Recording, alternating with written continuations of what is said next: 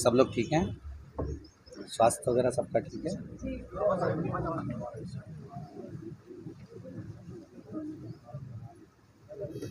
कुछ थोड़े प्रश्न कर लीजिएगा, खांसी वगैरह चल रही है, जो आप लोगों को पूछना है चाहे कम ही प्रश्न करके, थोड़ा स्वास्थ्य नरम गरम है ना।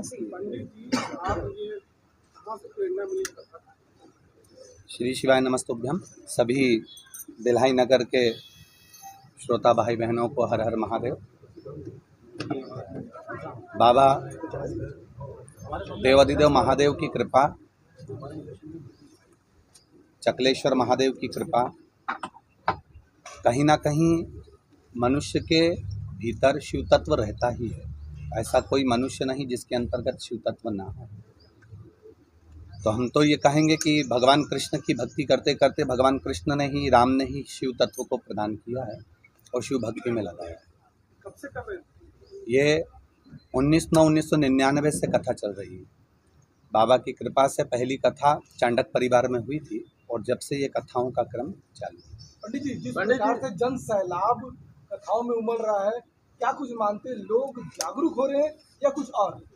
शिव की ओर भक्ति का प्रभाव बढ़ा है। जैसे कोरोना महामारी के अंतर्गत लोगों को जो तकलीफ़ें हुई हैं, तब लोगों को इस चीज़ का ज्ञान हो गया कि धन दौलत सब अपनी जगह रह जाती है, बैंक में लॉकर में पैसा पड़ा रह जाता है।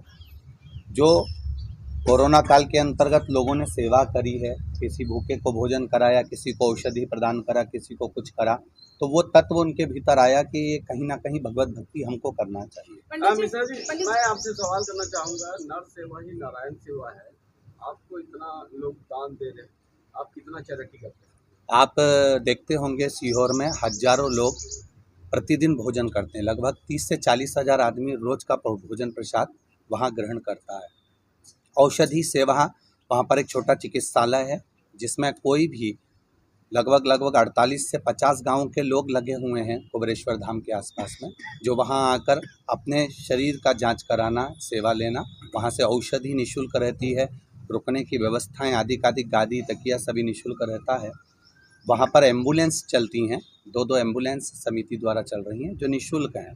जैसे मान लो किसी का स्वास्थ्य ज़्यादा गड़बड़ हो गया और कोई बाहर है, या किसी का बॉडी है या कोई तकलीफ हो गया है, तो उसको वहाँ तक निःशुल्क, कोई पेट्रोल डीजल या कोई पैसा उससे नहीं लिया जाता। वो सब कुबेरेश्वर धाम के द्वारा ही मैं कुबेरेश्वर धाम गया था, वहाँ पे महिलाओं के लिए वॉशरूम तक की व्यवस्था नहीं थी। खाना खत्म हो जाता है तो भगा दिया जाता है। नहीं, आपके जो कमरे बने वहाँ ताले लगा दिए जाते हैं और जो गौ सेवा के नाम पे पैसा लिया जाता है, वहाँ मात्र 20 से 25 गाय हैं सिर्फ जी। और आपने देखा होगा वहाँ पर व्यवस्थाओं के अनुसार, जैसे जो लेटरिन बाथरूम में आपने देखा होगा, वो वहाँ पर काम अगर चलता है, जैसे अभी भी लेटरिन होन टूटी पड़ी हुई है, तो उनकी जब व्यवस्था थोड़ी रूप में, जैसे 50 लेटरिन है तो 25 लेटरिन की व्यवस्था जब हम लोग सही कर देते हैं तो 25 के ताले खोल देते हैं।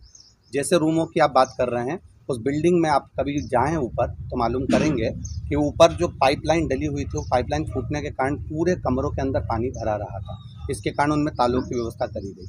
गौ माता की सेवा, हमारा सनातन धर्म ये कहता है कि आपके घर में अगर एक पुत्र है, उसी को आप अच्छे से पाल लेंगे तो आपके जीवन की सार्थकता होगी। हम उतनी ही गायों को रखना पसंद करते हैं अपनी गौशाला में जितनों की हम सेवा कर सकें। अधिक गाय रखने पर अगर कोई भूखी मरे या किसी को कोई त्राण उत्पन्न हो तो उससे हम लोगों को भी दुख उत्पन्न होगा। एक बड़ी गौशाला के लिए एक भूमि को खरीदा गया है जो कि कुबेरेश्वर धाम से कुछ दूरी पर है। वहाँ पर एक तालाब का निर्माण चालू हो चुका है, लगभग 4 या 5 दिन हुए हैं अभी हाल, और वहाँ एक बड़ा बेल्ट गौ माता के लिए निर्मित किया जा रहा है। जब वो पूर्ण तरह से निर्मित हो जाएगा तब आप लोगों को उसकी भी सूचना जल्दी ही प्राप्त होगी कि वहाँ हजारों गाय एक साथ में चारा पा सके, एक साथ में पानी पी सके और एक साथ में वहाँ आराम से सुचारू रूप से, उनको बांधने की जरूरत नहीं पड़ेगी। इतना बड़ा बेल्ट गौ माता के लिए निर्मित किया जा रहा है जिससे वो आराम से वहाँ सुचारू रूप से चारा भी खाए, पानी भी पिए और घूमती रहे, उसको बांधने की जरूरत कहीं नहीं पड़े। पंडित जी, मेरा सवाल है कि सदानंद सरस्वती जी ने समलैंगिकता के मामले में कहा कि धर्म परंपरा संस्कृति के खिलाफ है, सुप्रीम कोर्ट मान्यता देता है, क्या कहना चाहिए आप? इतना ही कहना चाहूँगा, जो समलैंगिक विवाहों का जो प्रस्ताव रखा गया है ये श्रेष्ठ नहीं है। हमारे आने वाले सनातन धर्म के लिए कहीं ना कहीं ये चोट पहुंचाने वाला है। धर्म से राजनीति के प्रवेश को आप किस रूप से देखें? देखिए, राजनेता और धर्म ये दोनों चीज़ें हमारे यहाँ पुरातन समय से चली आ रही है। भगवान श्री दशरथ जी महाराज के राज्य में भी गुरु बैठा करते थे, अपना ज्ञान दिया करते थे, सतमार्ग की ओर लाने का प्रयास किया करते थे। पंडित जी, ऐसा नहीं कि राजनेता के अंतर्गत धर्म नहीं या धर्म के अंतर्गत राजनेता नहीं, दोनों एक सामान्यता के साथ चलेंगे। जैसे सब्जी में नमक की मात्रा बराबर रहे तो ठीक है। आप 1 घंटा का प्रवचन है, उसमें से मात्र 15-20 मिनट ही आप बताते हैं, बाकी सब ऐसे ही प्रक्रिया चलते रहता है। ये लोगों की मांग है कि उनको भुगतान से बताएं। देखिए, आप क्या कहें? शिव पुराण तो आपके घर में भी है और शिव महापुराण सभी के घर में विराज रही है। अगर वही की वही शिव विवाह को हम प्रस्तुति देते रहें या भगवान गणेश जी का ही वर्णन हम करते रहें तो जनमानस समझेगा कैसे? जनमानस को शिव कथा के माध्यम से जो लौकिक कथाएं हैं, हमारे भीतर के जो दोष हैं, हमारे भीतर में हम क्या गलती कर रहे हैं, माता पिता का स्वभाव क्या होना चाहिए, बच्चों का बहुओं का स्वभाव क्या होना चाहिए, ये शिव तत्व को जानने का प्रयास करें। पंडित जी, आपसे एक सवाल है। आपने एक बयान दिया था जिसमें कहा था कि घर का एक बच्चा आरएसएस में हो या बजरंग दल में हो। क्या आप बीजेपी के राष्ट्रीय मतलब स्टार प्रचारक हैं? स्टार प्रचारक तो मैं महादेव का हूँ। मूल रूप से शिव जी का प्रचार मूल रूप से हम लोगों का मूल तत्व है। उसमें ये नहीं है कि भाजपा या कांग्रेस के लिए, जो हमारे सनातन धर्म को पोषणता प्रदान करे, जिस पेड़ से हमको छाया मिल रही है उस पेड़ के नीचे अगर जल डालेंगे तो हो सकता है आने वाले समय में वो फल भी दे। तो उस भाव से कहा है कि कहीं ना कहीं किसी न किसी रूप में हमारा सनातन धर्म मजबूत होता है। भूपेश बघेल गोधन न्याय योजना चला रहे, क्या मानते हैं आप? बहुत अच्छी बात है, उससे बढ़कर कोई सुख नहीं है। उन्होंने रायपुर के व्यासपीठ के नज़दीक में आकर कहा था कि हम लोग जो नंदी होते हैं, बैल जिसको लोग काटने के लिए छोड़ देते हैं, उसको भी वो पालन कर रहे हैं। उसके लिए हमने उनको साधुवाद भी दिया था कि आपकी ये योजना बहुत सुंदर है और होना चाहिए। राजनीति के अंतर्गत अगर आप धर्म को साथ लेकर चल रहे हैं या कहीं ना कहीं किसी जीव की रक्षा कर रहे हैं, उससे बढ़कर कोई सुख ही नहीं। आपके भक्तों की गिनती कर पाना मुश्किल है कहीं, लेकिन जो आपके पास आते हैं वो वीआईपी कल्चर है। कहीं आप ऐसा नहीं वीआईपी कल्चर को बढ़ा, आम भक्त से आप नहीं मिलते हैं? ऐसा तो कभी हुआ नहीं। हम लोगों को, आप लोगों ने व्यासपीठ पर जितना सुना होगा और यहाँ पर भी जो कथा हुई हैं, भिलाई नगर में भी जो कथा हुई है या रायपुर में भी जो हुई हैं, जो व्यासपीठ से हम लोग कहते हैं वो बिल्कुल पक्का कहते हैं कि हम किसी से नहीं मिलते। और आप यहाँ पर भी जो द्वार पर खड़े हों या पुलिसकर्मी खड़े हों या प्रशासनिक खड़े हों, आप उनसे पूछना कि सीओर वाले महाराज किसी से मिले क्या, या कोई वीआईपी उनसे मिलने के लिए आया है? फोटो तो आ रही है, कौन वीआईपी के साथ आपकी फ़ोटो आई होगी? एक तत्व के लिए स्मरण में आपको आया होगा कि एक माता जी ने एक शिव नाम का उच्चारण अपनी पुस्तक पर जब लिखा है तो उस पर शिव तत्व की छवि बनी हुई है। वो जब लेकर हम लोगों को दिखाने के लिए कोई भी जैसे वहाँ एक भैया रायपुर से पैदल चल कर आए तो हम लोग उनको मंच पर बुला। कोई चीज़ अगर हमारे सामने अच्छी आती है और कोई दिखाने आता है तो उसको भगा तो ना देंगे ना। शिव जी का स्वरूप जो है साधना का दिखता है, ध्यान का दिखता है, और आप टोटके बताते हैं। टोटकों से समाज में अंधविश्वास की बढ़ोतरी होती है, क्या कहते हैं इस बारे में? एक भी टोटका अगर बताया हो तो आप बताइए कोई टोटका है जो शिव महापुराण में ना लिखा हो। शंकर जी को बेलपत्र चढ़ाना अगर टोटका मानते हो, शिव जी को दूध चढ़ाना या दही चढ़ाना टोटका मानते हो, बेलपत्र पर शहद लगाना अगर टोटका मानते हो, जो नहीं लिखा हो वो जरूर बताइएगा। इसी से जुड़ा हुआ मेरा सवाल है कि आप अपनी कथा के दौरान कईयों को निदान बताते हैं और उसको कई लोग चमत्कार समझते हैं, कुछ लोग उपाय समझते हैं। चमत्कार और उपाय के बीच में विज्ञान कहाँ है? बिल्कुल है ना विज्ञान, क्यों नहीं है। जिस बेलपत्र को लोग मंदिर में चढ़ाकर फेंक देते थे, आज वो बेलपत्र खा रहे हैं। तो जिन्होंने उसको औषधि के रूप में फिर निकालना प्रारंभ करा, आखिर इसमें बेलपत्र में है क्या, तो उन्होंने निकाला ना कि बेलपत्री में ऐसा तत्व छुपा हुआ है जिससे शुगर, बीपी और थायराइड की इलाज हो जाता है। तो धीरे धीरे जब व्यासपीठ से कुछ बोला जाता है तो उसको लोग सर्च भी करते हैं। जब उसको सर्च करते हैं तो उसमें निकालते हैं कि इसमें सब तत्व है क्या, इसमें जल चढ़ाने में क्या तत्व है, भगवान शिव को दही चढ़ाने से क्या महत्व है। ये हमारी जो वेद व्यास जी ने पूरे 24,000 श्लोक में जो शिव महापुराण के अंतर्गत बताया है, तो उसकी महत्वता में एक एक चीज का वर्णन है। बेलपत्री का वृक्ष लगाया है। धर्म बाजार और मुनाफाखोरी क्या कहना चाहेंगे? धर्म बाजार और मुनाफाखोरी, पहले तो उसको डेफिनेट करिए, उसको समझाने का प्रयास करिए। सर 5 रुपए की चीज को पंडित जी 50 रुपए में बेचा जाता है जी, धार्मिक पंडालों के आसपास। जी, इसे आप मुनाफाखोरी के रूप से देखते हैं या फिर? हमने उसका वर्णन कल भी व्यासपीठ से करा है कि आप जो गलत कर रहे हैं उसका भुगतान तो आपको भोगना ही पड़ेगा। हमने ये भी कहा है कि चाहे सीओर वाला महाराज हो, चाहे दुनिया का कोई संत, साधु, सन्यासी, तपस्वी या साधारण व्यक्ति हो, उसको अपने कर्म का भोग भोगना ही पड़ेगा। आज हमको खांसी चल रही है तो हम ही उसको भोगेंगे।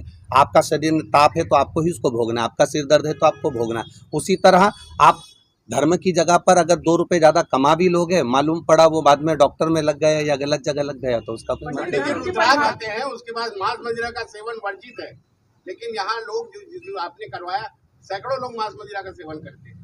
रुद्राक्ष हमने धारण नहीं करवाया। ये हमारे आपने कभी भी हमारे मुख से ये नहीं सुना होगा कि आप रुद्राक्ष को धारण करो। हमारे मुख से ये सुना होगा कि उस रुद्राक्ष को अपने पास में रखिए, उस रुद्राक्ष की महत्वता को जानिए। आप पहन रहे हैं वो मूल है, और मुझे विश्वास है जिसके घर में रुद्राक्ष धीरे धीरे प्रवेश करते जाता है और जो शिव तत्व की ओर जाता जाता है, वो अपने आप ही धीरे धीरे मांस मदिरा से दूर होता चले जाता है। ऐसे कई पत्र व्यासपीठ पर रखे हुए हैं जिसमें लोगों ने मदिरा को छोड़ा है, मांस को छोड़ा है। ऐसे कई पत्र व्यासपीठ पर रखे हैं, उसका भी आप अवलोकन करिए। मिश्रा जी, आपका एक तो बयान आया था कि जिसमें आपने संविधान बदलने की बात करी थी, संशोधन की बात करी थी, आपने क्यों कहा था? क्या पहली बात तो कहेंगे करना चाहिए कि व्यासपीठ से आज तक संविधान बदलने के लिए बयान नहीं दिया गया। आप कोई भजन गा रहे हो और उस भजन की अगर कड़ी को आप निकाल लेते हो अलग से, तो ये आपकी विवेकता है। हमारे यहाँ से, हमारी व्यासपीठ से आज तक ये संबोधन नहीं कहा गया कि संविधान बदलिए।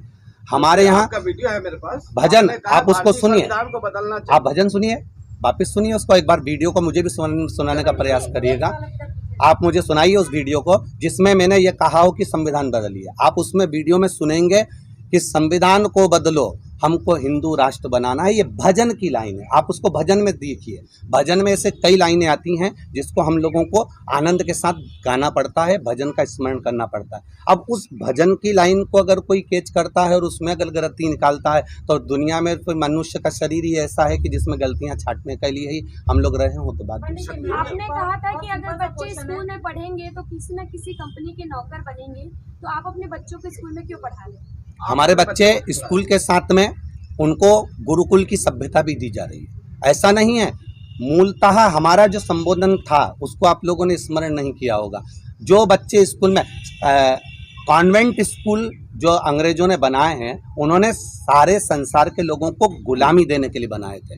और भारत के जो गुरुकुल होते हैं, वो गुरुकुल कभी नौकर बनना नहीं सिखाते। भारत के गुरुकुल राज सिंहासन की गादी पर बिठाना सिखाते हैं। छत्रपति शिवाजी को बिठाया, महाराणा प्रताप को बिठाया, दशरथ जी को बिठाया, जनक जी को बिठाया। राजगादी तक पहुंचाने का लक्ष्य हमारे गुरुकुल देते हैं, भारत की सभ्यता और भारत की विद्या देती है। ये कॉन्वेंट जो दिए हैं वो नौकर बनाना सिखाते हैं। सभी धर्म सामान्य होते हैं, किंतु सनातन धर्म में बाकी धर्म के लोग नहीं कहते कि हमारा धर्म खराब होता है, क्योंकि सनातन धर्म में कुछ लोग कहते हैं जो अपने धर्म के प्रति टिप्पणी करते हैं। इस संबंध में आप क्या कहेंगे? सनातन धर्म, हम तो व्यासपीठ ने आज तक किसी धर्म की निंदा नहीं करी। कभी आपने व्यासपीठ से नहीं सुना होगा कि किसी धर्म के लिए अपशब्द कहा गया हो। मूलतः जब मेरा बेटा है, वो बेटा कितना भी गंदा काम कर रहा है, आपका पुत्र है, एक माँ से पूछना, वो माँ को मालूम है कि मेरा बेटा पान की दुकान पर खड़ा होता है, उसके बाद भी माँ अपने ही बेटे को चांद का टुकड़ा कहेगी। उसी तरह हम तो कहेंगे, अब सनातन धर्म में अगर जन्मे हुए हो, आपके सनातन धर्म के अंतर्गत आप रह रहे हो, तो आपको आपका सनातन धर्म श्रेष्ठ लगना चाहिए। धर्म परिवर्तन के लिए क्या कहना चाहिए? धर्म परिवर्तन आज के समय में बहुत ज़्यादा मात्रा में हो रहा है। कहीं ना कहीं हमारी भी गलती है, अपने आप की गलतियां हैं। अपने आप की गलतियां ये रहती हैं कि हम कहीं ना कहीं उनको हटाने का प्रयास करते हैं। जैसे भी भैया ने कहा कि एक साधारण व्यक्ति आप तक नहीं पहुंच पाता, तो कहीं ना कहीं हम उनको हटाने का प्रयास करते हैं। वो हटते हैं तो उनका हृदय टूटता है तो वो अन्य धर्म में जाते हैं। हमारा प्रयास ये रहता है, या हमारा सनातन धर्म का ये प्रयास रहना चाहिए कि ब्राह्मण हो, क्षत्रिय हो, वैश्य हो, शूद्र हो, सभी वर्ण का व्यक्ति जुड़कर जब चलेगा तो हमारा हिंदू धर्म या हमारा सनातन धर्म कभी नहीं टूटेगा। शुरुआत में लोग राम कथा, भागवत कथा कर रहे थे, क्यों पुराण कथा करने के पीछे आपका क्या उद्देश्य, आपने उसको? शिव तत्व भगवान शंकर को जानने का एक विषय है। भगवान शंकर को स्वयं ब्रह्मा और विष्णु भी नहीं जान पाए। ये शिव महापुराण तो छोटा सा प्रसंग लेकर इसको जीवन पर्यंत भी लिया जाए तो हम नहीं जान सकते। घर में रहने वाला एक माँ हो, एक पिता हो, एक भाई हो, एक बंधु हो, एक बहन हो, ये सब शिव तत्व के रूप में। उसमें ऐसा नहीं कि शंकर केवल कैलाश पे रहा है। घर में रहने वाला एक एक पिता और माता भी कैलाश से कम नहीं रह रहे हैं। वो भी एकांत में रहना पसंद करते हैं, वो भी अपनी जिंदगी आनंद में जीना चाहते हैं। तो शिव तत्व को जानने का प्रयास करें। राष्ट्र की कल्पना करें, बहुत सारे साधु संत जो हैं वो हिंदू राष्ट्र की बात कर रहे हैं। पंडित धीरेन्द्र शास्त्री जी ने भी कहा, आपकी क्या राय है? हमारा सनातन धर्म और ये हिंदू राष्ट्र, हम तो पहले भी कहे हैं, जो बंटवारे के समय चले गया वो चले गया, पर जो आज भारत की भूमि जो है और यहाँ जितने भी लोग रह रहे हैं, चाहे वो किसी भी धर्म के हों, किसी भी वर्ण के हों, वो हिंदू राष्ट्र के अंतर्गत ही रह रहे हैं। हिंदू राष्ट्र पहले भी था, आज भी और आगे भी रहेगा। उसके लिए विशेष कोई सील ठप्पा लगना मूल नहीं है। अभी कैसे जागृत हो गए साधु संत जी पे वो हिंदू राष्ट्र की बातें हो गई? अब ये उनकी सोच है, परंतु हमारा भारत तो पहले से हिंदू राष्ट्र है। यहाँ पर जहाँ भगवत भजन है या आदर का, या किसी के दुख को देखकर जो दुखी हो जाए, किसी के सुख को देखकर सुखी हो जाए, केवल भारत की भूमि पर ही एक ऐसा लक्षण है कि आपको तकलीफ है तो पड़ोसी को भी तकलीफ हो जाती है कि क्यों दुखी है। इसको सुख है तो भगवान की कृपा से उसको प्रसन्नता हो जाती है कि उसके यहाँ गाड़ी आई है। यह भारत की भूमि का लक्षण। तो यहाँ जहाँ पर एक आनंद का विषय रहता है, अपने हृदय में किसी के प्रति समर्पण का भाव रहता है, तो वो हिंदू सनातन धर्म ही हमारा है। जो राजनेता है सभी धर्म अच्छे हैं, कोई धर्म बुरा नहीं है। अगर आप सत्कर्म की ओर आगे बढ़ रहे हैं, किसी प्यासे को पानी पिला रहे हैं, भूखे को भोजन करा रहे हैं, किसी जरूरतमंद को अगर कोई व्यवस्थाएं दे रहे हैं, तो सभी धर्म अच्छे। महाराज जी, आरक्षण पे पूरे राजनेता राजनीति करते हैं, सरकार बनाते हैं, आरक्षण का मुद्दा लाते हैं। आपकी नजर में आरक्षण कहाँ तक सही, आर्थिक होना चाहिए, जातिगत होना चाहिए? हमारा तो इतना सा कहना है कि जिसको जिस चीज़ की ज़रूरत हो उसको समय पर ज़रूरत के अनुसार दे देना चाहिए। मूलतः आज अगर दवाई की ज़रूरत है और वो व्यक्ति हॉस्पिटल में तड़प कर मर रहा है और उसको हॉस्पिटल में दवाई बाद में मिले तो क्या मतलब? आज के हिसाब से जहाँ किसी को आर्थिक स्थिति की जरूरत है, केवल जातिवाद से मतलब नहीं है, किसी को जरूरत है उसको दिया जाए तो उसको सुख का अनुभव होगा। मूलतः अगर कहीं भगवान ने ये मानव का शरीर दिया है और मानव की देह दी है, तो प्रयासरत रहें कि हमारे शरीर के द्वारा या इस वाणी के द्वारा या अपने द्वारा कोई 10 लोग नहीं बदल सकते, परंतु कोई 4 भी बदल गए ना तो जीवन की सार्थकता होगी। वो 4 भी नहीं बदले, उनको बदलते बदलते अपन स्वयं भी बदल गए ना तो भी जीवन की सार्थकता होगी। राजनीति वाले तो निरंतर आते रहते हैं, पर हमको जाना नहीं शिव तत्व की। एक सवाल आपसे, क्या भारत देश में सनातनी जाग रहा है? क्यों नहीं जाग रहा? अगर सनातनी नहीं जागता तो आज पंडालों में इतना भीड़ ना होता है। आज उनके भीतर भक्ति जागृत हुई है। किसी को यहाँ पर पैसे देकर नहीं बुलाया गया। आप पंडाल में रात्रि के समय भ्रमण करिए, दिन के समय भ्रमण करिए, उनसे पूछिएगा, उनके 200 रुपये 500 रुपये खर्च हुए होंगे, ऑटो में लगे होंगे, तब जाकर वो कथा स्थल पहुँचे होंगे। आज के समय में जो शादी की पत्रिका देने आते हैं वो साथ में रिजर्वेशन भी कराते हैं कि मौसी जी आ जाना, तो भी मौसी जी नहीं पहुँचती है। तो यहाँ तो अगर वो पहुँच रहे हैं तो ये कहीं ना कहीं हमारा सनातन है। अगर कोई गरीब आदमी पंडित प्रदीप मिश्रा से भागवत कराना चाहता है तो कैसे कराएगा? इतने कैसे कर पाएगा? पहले तो यहाँ जजमान विनोद जी भी हैं और वो पांडे जी भी हैं, और आगे रायपुर में जो बसंत जी कथा कराए हैं, भिलाई में एक अग्रवाल परिवार ने पूर्व में भी कथा कराई हैं। आप पूरे छत्तीसगढ़ क्या, मध्य प्रदेश क्या, महाराष्ट्र सब दूर जाकर पूछना सीवर वाले महाराज जी को ये कितना रुपया दिए होंगे, एक बार जरूर जाकर पूछना। 70 लाख 40 लाख किस चीज की 40 लाख, किस लिए का 70 लाख? विनोद जी आकर कहें एक बार कि गुरुजी को 70 लाख रुपए दिए हैं। स्वयं बता दें। विनोद जी आइए बताइए। मैं तो बोल रहा हूँ गुरुजी को कुछ नहीं है। आप बताइए ना विनोद जी, आप यहीं खड़े हुए बिल्कुल मीडिया के सामने बताइए कि गुरुजी ने 70 लाख 80 लाख 1 करोड़ 5 करोड़ 50 लाख अगर दिए हों तो एक बार यहीं से नहीं, व्यवस्थाओं में जो लगता है वो व्यवस्थाओं में लगता है।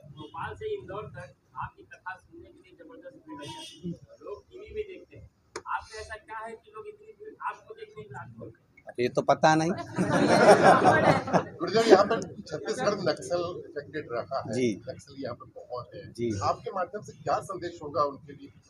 इतना ही कहना चाहूँगा कि प्रयास रहे कि हमारे जो सैनिक भी लगे रहते हैं, पुलिसकर्मी भी लगे रहते हैं, या सुरक्षा के जो भाव लगे रहते हैं, ये कहीं ना कहीं हमारे भारत की भूमि को या हमारे धर्म को जोड़ने का काम करते हैं, तोड़ने का काम नहीं करते।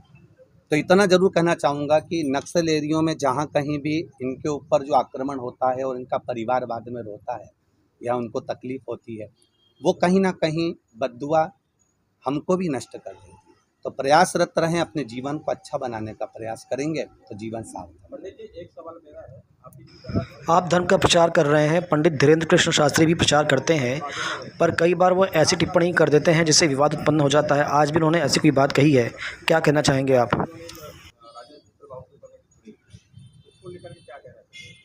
मैं तो इतना कहना चाहूँगा, हो सकता है वो जो पढ़ रहे हों, वो जो अध्ययन कर रहे हों, उसके अनुसार वो बोल रहे हों। पर हमारे यहाँ किसी भी धर्म के कोई देवता हैं, मान लो ब्राह्मण धर्म के देवता हैं या क्षत्रिय धर्म के देवता हैं, उनको भगवान के रूप में अगर पूज रहे हैं तो कुछ तो उनमें अच्छाई हो, जिसके कारण बस उनकी पूजन करी जा रही है, उनकी आराधना करी जा रही है। हम उनके गुण को छाटें और गुण को छाटकर जनमानस तक दें। ऐसा कोई व्यक्ति नहीं संसार में जिसमें अवगुण ना हो। हम भी होंगे तो हमें भी कुछ अवगुण भरे होंगे। संसार में जन्मा हुआ प्रत्येक मानव के अंदर अवगुण है, परंतु हम उस गुण को क्यों नहीं प्रकट करते, हमें अवगुण ही क्यों नजर आता है। तो हमारा तो इतना सा कहना रहेगा कि ऐसा नहीं, वो जो अध्ययन कर रहे होंगे उन अध्ययन में हो सकता है उनके पास में ये बातें आई हों, परंतु हमारा प्रयास ये रहे कि हम उसमें से कुछ अच्छा जनमानस तक पहुंचाएं, जिससे हमारा सनातन धर्म जातियों में ना टूटे, एकजुट होकर आगे बढ़े। धर्म की परिभाषा यही है कि किसी दुखी व्यक्ति को देखकर दुखी हो जाना और सुखी को देखकर सुखी हो जाना। उसके जीवन में अगर कहीं कष्ट है और आप आगे बढ़कर उसका साथ दे रहे हैं तो हमारा वो सनातन धर्म है। मतलब आप उसके लिए अग्रण्य हैं, खड़े हैं। उसको ये नहीं कि मेरा पिता ही होगा। एक लड़की कुंवारी अवस्था में जा रही है और उसका पिता उसके साथ में है, तो उसको लगता है कि मेरा बाप, मेरा पिता मेरे साथ में, मेरे को कोई आंख उठाकर नहीं देख सकता। सनातन धर्म की मूलता ये रहती है, जब आप एकांत में भी निकल कर जाएं और आपको किसी का भय ना हो, तो समझ लो कि सनातन धर्म जागृत हुआ है, उसमें कोई आपके ऊपर उंगली नहीं कर सकता। गुरुजी, ये आखिरी प्रश्न जी, यहाँ सारे धर्म जाति के लोग रहते हैं गुरुजी, जी, आखिरी संदेश आप क्या देना चाहते हैं भिलाई वासियों? भिलाई वासियों को इतना ही कहना चाहूँगा कि जैसे भिलाई में लोहे का खान माना जाता है, इस्पात नगरी कहा जाता है, तो जैसे लोहा बहुत कठोर होता है और इतना कठोर होता है कि वो तलवार बनकर कईयों को काट देता है, पर लोहे से भी ज़्यादा कठोर होती है अग्नि, जो लोहे को गला देती है। अग्नि से भी ज़्यादा, अग्नि को लगता है कि मैं कठोर हूँ, तो अग्नि से ज़्यादा कठोर होता है जल। जो जल एक लोटा पानी अग्नि को बुझा सकता है। अब जल को लगे कि मैं कठोर हूँ, तो जल से ज़्यादा कठोर होता है मनुष्य, जो उसको लोटे में भरकर निगल जाता है। पर मनुष्य से ज़्यादा कठोर होती है उसकी बीमारी, जो अच्छे अच्छे पहलवान को भी निगल जाती है। उस बीमारी को निगलने वाला अगर कोई होता है तो वो परमात्मा की भक्ति होती है। एकांत में जब पड़े रहते हो तब कुछ भी याद नहीं आता, तब केवल भगवान ही याद आता है। उस समय डॉक्टर भी कह देते हैं कि अब उस पर भरोसा रखो, अब हमारे हाथ में कुछ भी नहीं है। तो उस भक्ति में संसार का मनुष्य लगे तो उसकी जीवन की सार्थकता हो। हर हर महादेव। गंगा का जो आगमन होता है वो शिव जी की जटा से होता है, ऐसा प्रकट है। भारत की व्यवस्था बदलती है गंगा के आने के बाद। उस दौरान जो कठिन परिस्थितियों में गंगा का आगमन किया गया था वो राम के कुल से किया गया था। इस विषय में उस कठिन परिस्थिति में मानव ने कैसे उस जगह तक पहुंचे थे और किन कर्मकांडों का उपयोग किया था, जबकि आज कर्मकांडों का बढ़ावा हो गया कलयुग में। उस समय क्या उन्होंने जो मेहनत की थी, कई पीढ़ियां उनकी समाप्त हो गई थी। उस दौरान जो घटना घटी थी और जो उन्होंने साधना का उपयोग किया था, उसके बारे में क्या कहते हैं? कर्मकांड का प्रयोग उस समय पर तो उन्होंने जो किया वो केवल साधना का किया। भगवान की भक्ति इतनी करी, इतना विश्वास रखकर करी कि उनको लग गया था कि हम गंगा को पृथ्वी पर लेकर आएंगे। कोई भी एक लक्ष्य होता है। हमारे यहाँ कहते हैं कि अगर पानी निकालना है तो मालूम पड़े एक कुआं यहाँ खोद दिया 10 फीट 20 फीट का, दूसरा वहाँ खोद दिया 20 फीट का, 50 फीट का वहाँ खोद दिया, 60 फीट का वहाँ खोद दिया, एक भी कुएं में पानी नहीं आया। इसलिए हमारे माता पिता कहते हैं एक ही कुएं को इतना खोदे जाओ, इतना खोदे जाओ, इतना खोदे जाओ कि उसमें से पानी निकल जाए। अगर एक ही भक्ति में आप तल्लीन रहेंगे, और जैसे भागीरथ बाबा ने अपनी तल्लीनता रखी कि मुझे गंगा को लाना है, और विश्वास के साथ उनका परिवार, एक परिवार अकेला नहीं, भागीरथ जी अकेले नहीं, उनके पीछे के जितने भी राजा गए हैं वो उस गंगा को लाने का प्रयास करते रहे। अर्थात एक ही जगह कुआं खोदते रहे, खोदते रहे, खोदते रहे। अकेले भागीरथ जी का तप नहीं, उनके पूर्वजों का भी तप। जैसे आज हमारे को अगर हमारी 4 मंजिल बिल्डिंग बनी है, हमारे यहाँ फ्रिज कूलर आया है, हमारी ज़मीन जायदाद बनी है, या हमारे यहाँ हमारा वैभव बना है, घर में अच्छी बहू आई है, तो ये केवल आपका प्रताप नहीं है, आपके दादा परदादा ने जी भी भजन किया होगा, उसके प्रताप के अनुसार हमको ये बिल्डिंग प्राप्त हुई है, हमें भजन प्राप्त हुआ। हिमालय जैसी कठिन परिस्थिति जहाँ ऑक्सीजन कम होती है, ऐसी क्या चीजें थी कि जिससे कि शिव जी ने वो मार्गदर्शन करके उनसे ये कार्य? भगवान की भक्ति। अभी आपको वही तो कहा कि भगवान की अविरल भक्ति के बल पर भगवत